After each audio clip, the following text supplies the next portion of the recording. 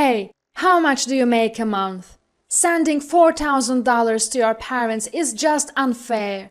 Help us out financially. I'm married now, so I have no obligation to that household anymore. If you need help, look elsewhere. What? You got married looking like that?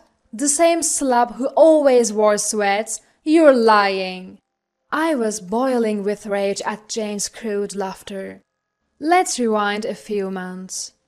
This was when I was still living at home. My name is Diane. After graduating from college, I started working from home, so there was no need to move out.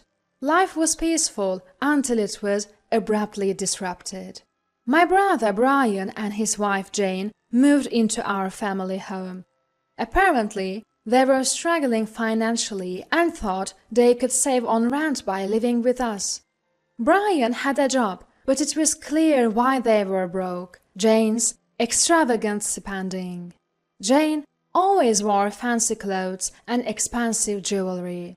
It was obvious that Brian's income alone couldn't sustain their lifestyle. I don't mind them moving in. I had lived with Brian until he graduated from college.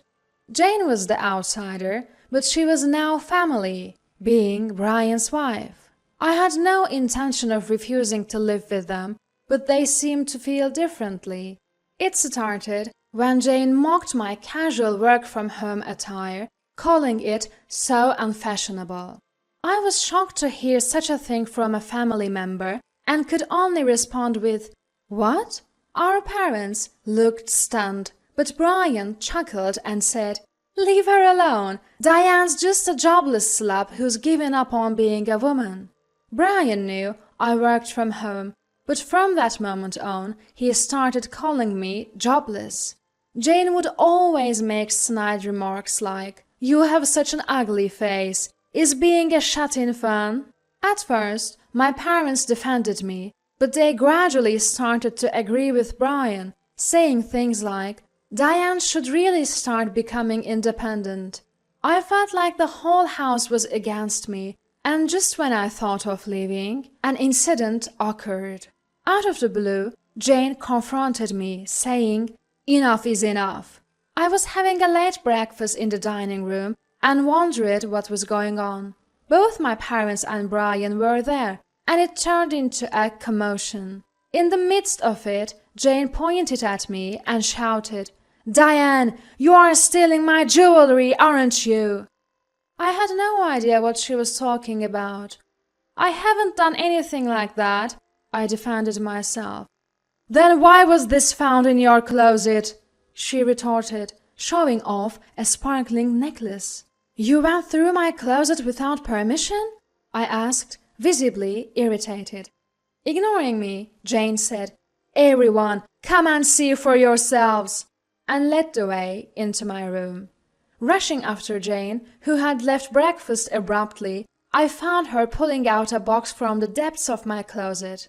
A box I'd never seen before.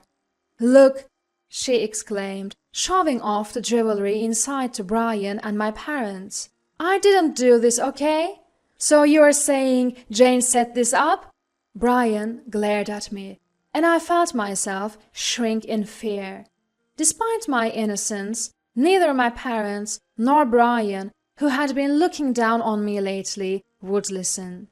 "We can't keep a thief like you in this house. You need to leave," Dad declared, giving me a month to move out.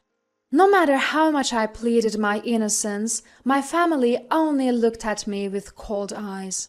"Ah, there's no one in this family who will take my side anymore." I felt utterly alone and heartbroken. I started packing immediately and was done by the next day. Though I was given a month's grace, I couldn't bear the icy stares any longer. As I was about to leave, Jane approached me with a smug smile. "Done packing?" "Yes, I'll be out by today." Ignoring Jane's surprised look, I continued with my move. I thanked my parents for raising me as I left, but they still believed I was a thief and didn't respond. And so I left my childhood home unaccompanied. I headed to my boyfriend Sam's place. Sam lived in a spacious house for a single person, and I had stayed over a few times. I had explained the false accusations to him the previous night, and he readily agreed to let me move in. Sam had prepared a feast for me, from my favorite hamburger steak to shrimp fry, salad, and soup. "You've had a tough time. Relax, eat, and get some sleep," he said, making me feel truly at ease. This, I thought, is what family should be like. Sam was an excellent cook, and everything he made was delicious.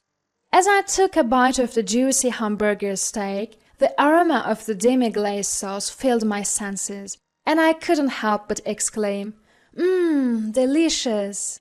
In that moment of happiness, as Sam smiled at me, my phone buzzed with an SMS. Not wanting to ignore it in case it was work-related, I checked the message. It was from Brian. "Guess you're crashing at a friend's place, huh? Jane says she'll forgive you if you admit your guilt and apologize. If you want to continue being a shut-in loser, apologize to Jane." I repeatedly said I didn't do it, and Brian seems to believe my guilt. Frustrated, I texted back, "I'm not a shut-in loser. I work from home. It's sad that you don't even know that's a thing these days." Brian's reply came swiftly, "Don't bother coming back," and I decided I wouldn't. A few months later, Sam proposed, and we got married.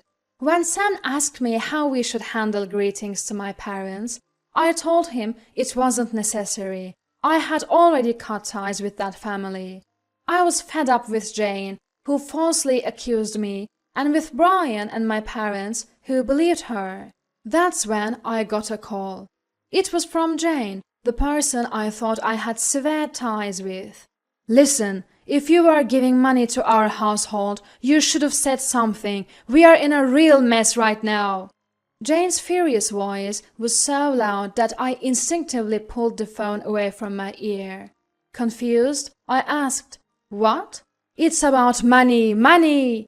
Jane yelled, filling me on the family's current situation. Firstly, Brian had been laid off. He could have clung to his job, but he thought he could rely on his parents for support and quit. My parents were shocked. "We're actually broke," Mom told Brian and Jane, revealing they were in debt. Dad is a good person and has a personality that is easy to be deceived by others. Dad was too trusting and had co-signed a loan for a friend, who then skipped town. On top of that, Dad was still paying off a car loan. When I was living at home, I used to give them about $4,000 a month, which was barely enough for them to get by. Now, they had no one to rely on, and Brian couldn't go back to his job. Desperate and furious, Jane was calling me to ask for help. "You're making how much a month? It's unfair that you give $4,000. Just help us out." I was stunned by the mess at my former home, but I had no intention of helping. "I'm married now, so I have no obligation to that household anymore. If you need help, look elsewhere," I said. After a few seconds, Jane burst into laughter. "Haha, you got married? With that face? You slab who always wore sweats. You're lying." "It's not a lie. I'm married." "Who would marry someone as ugly as you?" I was boiling with rage at Jane's crude laughter when Sam walked in. Just when I was about to hang up the phone, Sam shows up. "Lend me your phone," he said. I handed it over, and Sam spoke into it. "This is Sam, Diane's husband. I've heard everything you've been yelling. Diane is not ugly. I find her adorable, and above all, she has a beautiful heart. I think people who speak ill of others, like you, are the ones with tainted and ugly hearts." Jane was making a fuss on the other end, but Sam casually hung up. "Thank you," I said. "I couldn't let her get away with it," Sam replied, smiling shyly. Not being a tech-savvy, I didn't know how to block numbers. Sam taught me, and I promptly blocked Brian, my parents, and Jane. Of course, I blocked their messages too. I thought I was finally free from that family, but it wasn't that simple. Our new home, Sam's place, was within walking distance from my parents' house. One day, while Sam was at work, Brian, my parents, and Jane all showed up at our doorstep. When I opened the door, a red-faced Brian yelled at Jane, "Go on, apologize!" Jane started sobbing and apologizing profusely in the communal hallway of the condo. Confused, I asked my parents what was going on. The conversation was about what happened after Brian lost his job due to company restructuring. Brian seemed stressed out looking for work and couldn't rely on his parents, who he thought would support him. This tension often led to arguments with Jane. That's when Jane let it slip. "I didn't lie just to kick that freeloader out." When Brian listened closely, he realized Jane had framed me for something I didn't do. Apparently, Jane felt the house was too small and thought she'd get her own room if I were gone. Brian was furious at Jane for trying to kick me out, their financial support. The parents were angry too, saying it had gone too far. I felt sorry for Jane as she kept apologizing, tears streaming down her face. I glared at Mom when she said, "Just forgive her already." "I don't intend to forgive anyone. Why are you, Brian, Dad, and Mom acting like it's none of your business? If you had believed me when Jane set me up, none of this would have happened." "Well, none of us would have doubted you if Jane hadn't done something so stupid," Brian retorted, visibly irritated. I could only sigh.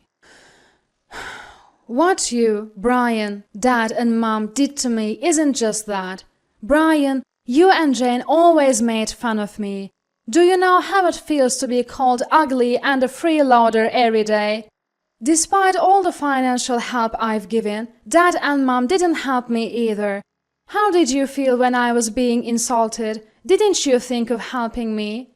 Accused by me, Brian swallowed his words. The parents looked shocked for a moment. Then Mom started crying and Dad looked down. "So, I have no intention of helping," I said, moving to close the front door. "Wait, please," Brian exclaimed, starting to deeply apologize next to Jane. "If things stay like this, all of us, me, Dad, Mom, and Jane, will be homeless. We might have to sell the house. Please help us." At Brian's words, the parents also knelt and deeply apologized to me. It was quite a sight, for adults apologizing, but I simply said no and closed the front door. For a while, I could hear knocking and voices calling for me, but eventually it seemed like Brian and the others had given up. When I told Sam about it after coming home from work, he asked, "Are you okay?" I smiled and said, "Yeah, we're moving soon anyway." Sam lives in a house that's spacious for one person, but a bit cramped for two. We had already decided to move to a larger home, especially considering the possibility of having kids in the future. We've started preparing for the move, and we have no intention of telling Brian and the others our new address. This way, we were able to move without any interference from Brian. What happened next was surprising. I got a call from the police. After Sam and I moved, it seems Brian and his crew visited our old home. They were causing such a ruckus early in the morning that the neighbors called the police. When the police arrived, Brian and Jane were acting out and they ended up being taken away. Brian apparently told the police to contact me to pick him up, but why should I? I explained that I had no reason to do so, and the officer said, "I see, take care," before hanging up. I don't know what led to do it, But from what I've heard from local acquaintances, Brian and the others are now sleeping under a bridge. Brian's job search isn't going well, and his parents are getting old. I do think life must be hard for them, but I can only think of it as someone else's problem now. Sam and I are living a happy life. Our new home is spacious, beautiful, single-family house. We moved closer to Sam's workplace, so he is thrilled that we're able to spend more time with family. I'm happy about that too. That's because I found out I was pregnant shortly after we moved. When I told Sam's parents we couldn't rely on my own for childcare, they said, "Feel free to consult us anytime." And Sam assures me, "Don't worry, I'll take paternity leave and help with raising the child. I can't wait for the baby to be born." You're getting ahead of yourself. I can't help but chuckle at Sam, who's eagerly awaiting our baby. I might have lost my blood-related family, but from now on, I want to cherish my real family.